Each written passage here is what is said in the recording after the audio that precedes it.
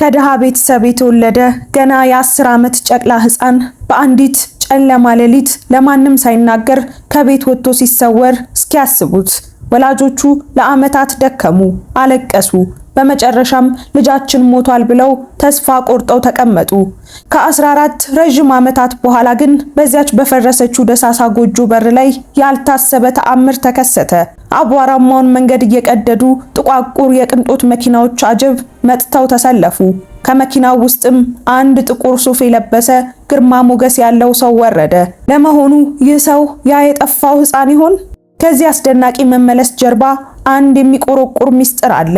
ምንም ያልነበረው ያ ድሃ ህፃን እንዴት እንዲህ ባለ ግዙፍ ሀብትና ስልጣን ሊመለስ ቻለ?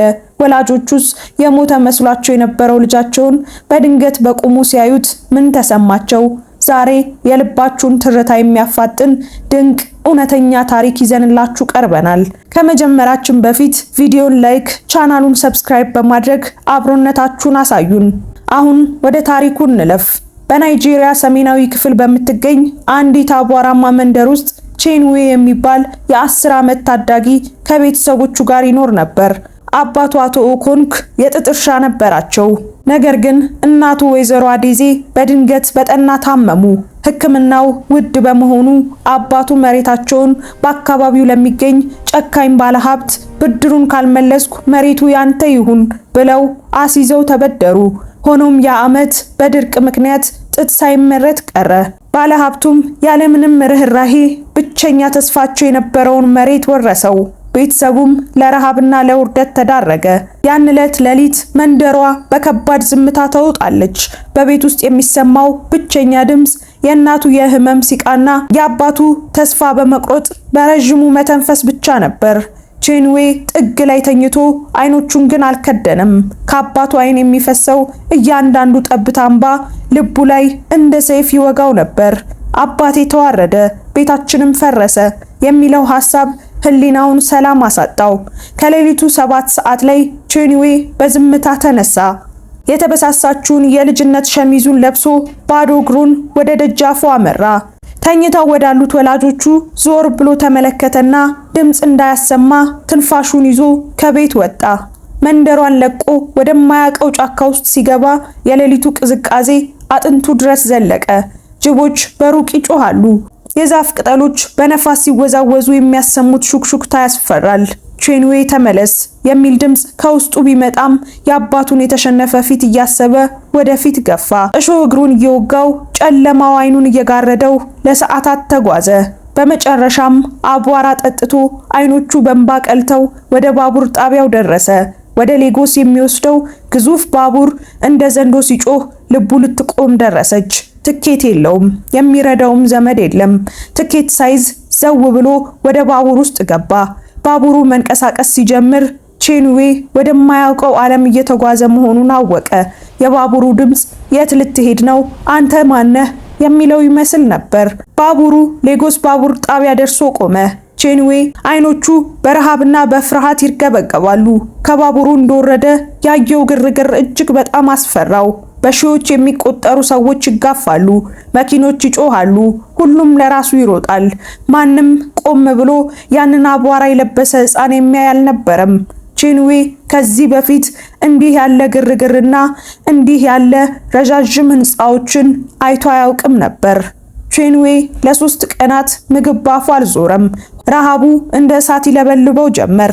ከአንድ የጎዳና ላይ ምግብ መሸጫ አጠገብ ቆሞ የሚሸተውን ምግብ ሲመለከት የምግቡ ባለቤት ሂድ ከዚህ ብላ ገፍትራ አባረረችው። እየተንገዳገደ ወደ አንድ ትልቅ ጋራጅ ገባ። ባባ ቱንዴ ግዙፍና አስፈሪ የሚመስሉ የከባድ መኪና ሹፌር ናቸው። መኪናቸው ስር ሆነው ጥገና እያደረጉ ሳለ አንድ ትንሽ እጅ ሱሪያቸውን ሲጎትተው ተሰማቸው። ቀና ብለው ሲያዩ ቼንዌን አገኙት። ቼንዌም አባባ ለ3 ቀን ምግብ አልበላውም፣ እርቦኛል፣ እባክዎ ለምግብ ብቻ ሰራለሁ፣ መኪና አጥባለሁ፣ እሸከማለሁ፣ ብቻ ጥቂት ምግብ ስጡኝ፣ እዚህ ማንም የለኝም፣ ብቻዬን ነኝ ብሎ በሚያሳዝን ድምፅ ጠየቃቸው። ባባ የልጁ ድምፅ ውስጥ ያለው እውነተኛ የስቃይና የሞት ሽረት ልመና ልባቸውን ነካው። ባባ ቱንዴ ወደ ጥላ ስር ወሰዱትና ምሳ ሰጡት። ከዛም ትክ ብለው አዩትና ከዛሬ ጀምሮ ረዳቴ ትሆናለህ አሉት። ከባባ ቱንዴ እግር ስር ሆኖ መኪና ማጠብና ጎማ መቀየር ብቻ ሳይሆን ወደፊት ለቤተሰቡ የሚሆነውን ትልቅ ተስፋ መገንባት የጀመረው በዚያ መራር ረሃብ ውስጥ ነበር። ዓመታት ነጎዱ። ቼንዌ በባባ ቱንዴ የከባድ መኪና ጥላ ስር ሆኖ በሚያገኘው ጥቂት ሳንቲም ሆዱን ከረሃብ እየጠበቀ የተረፈውን ግን ለወደፊት ህልሙ በትንሽ ሳጥን ውስጥ በሚስጥር ያስቀምጣት ነበር። እድሜው ሲፈቅድ የመጀመሪያ የድል እርምጃውን ተራመደ። የመኪና መንጃ ፍቃድ አወጣ። በጉጉት ያጠራቀማትን ጥቂት ገንዘብ ይዞ ወደ መኪና አከራዮች ዘንድ ሄደ። ለውጥ የናፈቀው ቼንዌ ሌሎች ተኝተው፣ እርሱ ግን በተከራያት አዲስ መኪና ሌሊቱን ሙሉ በአውራ ጎዳናዎች ላይ ይጓዝ ነበር። ከዓመታት መራር ልፋት በኋላ ቼንዌ የራሱን አዲስ ከባድ መኪና መግዛት ቻለ። በመኪናው መሪ ላይ እጁን አስቀምጦ አምላኬ ሆይ የጥረቴን ፍሬ ያሳየኸኝ ብሎ ተደሰተ። ይሄ መኪና ወደ ልጅነት ህልሙ እንደሚያደርሰው አመነ። አሁን ቼንዌ የራሱ ጌታ ሆኗል። አንድ ቀን ከሰዓት በኋላ ቼንዌ ወደ አቡጃ በሚወስደው መንገድ ላይ ጭነት ይዞ እየተጓዘ ሳለ አንድ አስደንጋጭ ትዕይንት ተመለከተ። ከፊት ለፊቱ በከፍተኛ ፍጥነት ትጓዝ የነበረች መኪና ጎማዋ ፈንድቶ ቁጥጥር በማጣት ተገለባብጣ መንገድ ላይ ወደቀች።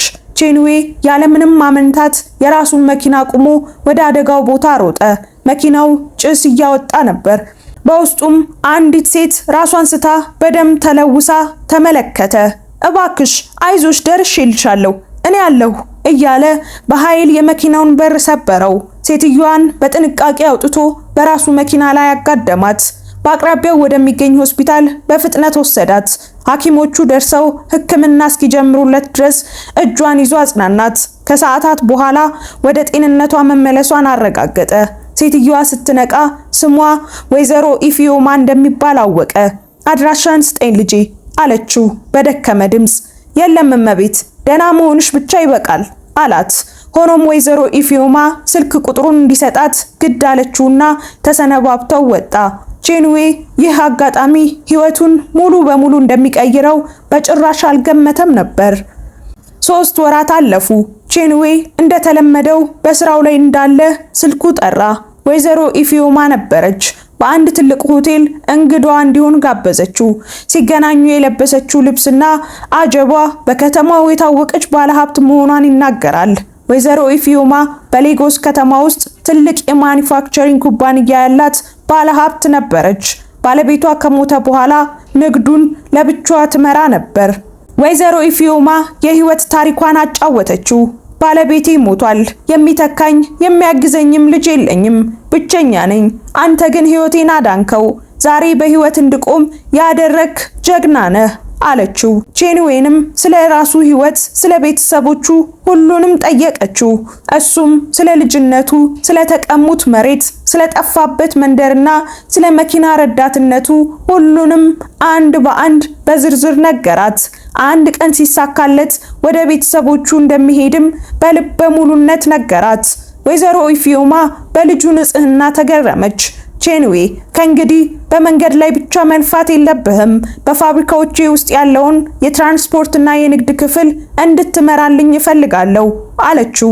መጀመሪያ ላይ እኔ የማውቀው መሪ መያዝ ብቻ ነው ብሎ እምቢ አላት። ህይወቴን በሙሉ ስሰራና ሳየው የኖርኩት መኪና መንዳት ነው አላት። እሷ ግን እንደ ልጅ እያስተማርኩ አብረን እናድጋለን፣ ሁሉንም ነገር አሳይሃለሁ፣ በዛ ላይ አንተ ስለ መንገዶች ታውቃለህ፣ ጎበዝና ንግግርህም የተረጋጋ ሰው ነህ፣ ለቢዝነስም ትሆናለህ አለችው። ቼንዌ የምትከፍለውን ዳጎስ ያለ ገንዘብ ስትነግረው ሐሳቡን ቀይሮ ተስማማ። መኪናውንም ለሌላ ሰው አከራይቶ ከወይዘሮ ኢፊዮማ ጋር መስራት ጀመረ። በዚህ ጥሩ አጋጣሚ ቼንዌ ከሹፌርነት ወደ ስራ አስኪያጅነት ተሸጋገረ። ስራውንም በፍጥነት ተምሮ በኩባንያው ላይ ለውጥ ማምጣት ቻለ። ወይዘሮ ኢፊዮማ በትርፏ መጨመር ተደሰተች። ከዛም በተጨማሪ በአጠገቧ ልክ እንደ ልጇ የምታየው የሚያግዛት ሰው መኖሩ ሰላምና መረጋጋት ሰጣት። ወይዘሮ ኢፊዮማ በሌጎስ ምርጥ ሰፈር ውስጥ ለቼንዌ አዲስ ቪላ ቤት ገዛችለት። አሁን ቼንዌ የሚፈልገው ሀብትና ክብር ሁሉ በእጁ ገብቷል። አንድ ቀን ወይዘሮ ኢፊዮማ ተዘጋጅ፣ ለአንድ ትልቅ ስራ ወደ ሰሜን መሄድ አለብን አለችው። ቼንዌም እንደተባለው ተዘጋጀ። በውድ መኪና ውስጥ ሆነው ከኋላቸው ከ15 በላይ የሚሆኑ ውድ መኪናዎችን አስከትለው ጉዞ ጀመሩ። መኪናዎቹ በምግብ ዕቃዎች ተሞልተዋል። ወደ መንደሩ የሚወስደው አቧራ መንገድ ሲደርሱ ቼንዌ ልቡ ይመታ ጀመር። መንገዱን፣ ዛፎቹን፣ ወንዙን አወቃቸው። ይህ የኔ መንደር ነው ብሎ በውስጡ ጮኸ። መኪኖቹ ወደ መንደሩ ሲገቡ ህዝቡ በድንጋጤ ወጥቶ ይመለከት ጀመር። የመኪናው ጎርፍ ልክ እንደ ንጉሥ አጀብ ነበር። አቧራውን እያቦነኑ የመጡት ዘመናዊ መኪኖች በትክክል በዚያች አባትና እናቱ በሚኖሩባት ደሳሳ ጎጆ ፊት ለፊት ቆሙ። የሞተሩ ድምጽና የመኪኖቹ ብዛት ያስደነገጣቸው አረጋዊው አቶ ኦኮንኮና ወይዘሮ አዴዜ እጃቸውን ባይናቸው ላይ ጋርደው በፍርሃትና በመገረም ከመኖሪያቸው ወጡ። አንድ ትልቅ ባለስልጣን መንደራቸውን ለመጎብኘት የመጣ መስሏቸው ነበር። ቼንዌ ከመኪናው ወርዶ የእናትና የአባቱን መጎሳቆል ሲያይ ልቡ በሐዘን ተረታ። እየሮጠም ሄዶ እማዬ፣ አባዬ፣ እኔ ነኝ፣ ቼንዌ ነኝ፣ ልጃችሁ አላቸው። ድምፁ በሐዘን እየተቆራረጠ። እናትና አባት የሰሙትን ማመን አልቻሉም። ለአፍታ ዓለም የቆመች እስኪመስል ድረስ ደንዝዘው ቀሩ። የእናቱ እጆች እየተንቀጠቀጡ የልጃቸውን ፊት ዳሰሱ። ልጃችን ሞቷል ብለን ተስፋ ቆርጠን በሐዘን ሊኖር ነው ብለው በከፍተኛ ድምጽ እየጮሁ ተጠመጠሙበት። ያ የዓመታት የናፍቆት እንባ እንደ ጎርፍ ፈሰሰ። የሰፈሩ ሰው ሁሉ ተሰብስቦ ይህንን በህይወት የመኖር ተአምር በግርምት ይመለከት ነበር። አባቱ በደስታና በለቅሶ መሃል ሆነው ልጄ ለምን እንዲህ ያደረክ? የት ነው የነበርከው? እንዴትስ ተረፍክ? አሉት። ቼንዌ እንባውን እየጠረገ ያለፈበትን የመከራና የጥንካሬ መንገድ በአጭሩ ነገራቸው። በመቀጠልም ወይዘሮ ኢፊዮማን እጇን ይዞ ወደ ወላጆቿ አቀረባት። እቺን ሴት ተዋወቋት፣ ሁለተኛ እናቴ ናት፣ የጨለማውን ህይወቴን ያበራች ሴት ናት ሲል አስተዋወቃቸው። ለመንደሩ ሰው ሁሉ የሚበቃ የእርዳታ እህል በማደል የደስታቸው ተካፋይ ያደረጋቸው።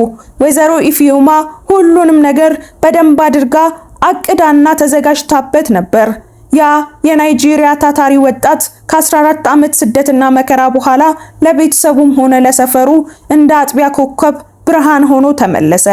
ምሽቱ በደሳሳዋ ጎጆ ፊት ለፊት ልዩ ድምቀት ነበረው። በጨረቃ ብርሃን ታጅበው ሁሉም ተሰብስበው ሲሳሳቁ የዓመታት ሐዘን ጭጋግ ተገፎ ደስታ ሰፍኗል።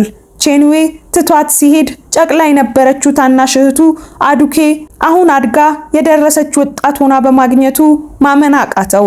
አዱኬ የጠፋው ወንድሟን መመለሱን ስታውቅ ከጎኗ አልተለየችም ነበር። እጁን አጥብቃ ይዛ በኩራትና በፍቅር ትመለከተው ነበር። ቼንዌም የእህቱን ራስ እየደባበሰ አዱኬ ትልቅ ሴት ሆነሻል እያለ በናፍቆት ይመለከታታል። በዚያች ምሽት በጎጆዋ ዙሪያ የሚሰማው ሳቅና ጨዋታ ለሰፈርተኛ ሁሉ ተስፋን የሚሰጥ ነበር። ወይዘሮ ኢፊዮማ የቤተሰቡን ዳግም መገናኘት በደስታ ስትመለከት አመሸች። በማግስቱ ጧት ወይዘሮ ኢፊዮማ ወደ ከተማ ተመለሰች። ቼንዌ ግን ከወላጆቹና ከእህቱ ጋር ሊያሳልፈው የፈለገው ገና ያልጠገበው ብዙ ናፍቆት ነበረው። ቼንዌ ለተከታታይ ቀናት በመንደሩ ቆይቶ ለወላጆቹ የሚያስፈልጋቸውን ሁሉ አሟልቶ በልበ ሙሉነትና በታላቅ ኩራት ወደ ስራው ተመለሰ። ያ የ14 ዓመት ጉዞ በድልና በደስታ ተቋጨ። ውድ ተመልካቾቻችን ታሪኩን እንዴት አገኛችሁት? ኮሜንት ላይ ሐሳብ አስተያየታችሁን አስቀምጡልን። እንደዚህ አይነት አስተማሪ ታሪኮችን የምታገኙበትን የዩቲዩብ ቻናላችንን ሰብስክራይብ በማድረግ ቤተሰባችንን ተቀላቀሉ። እናመሰግናለን። ቸር ቆዩን።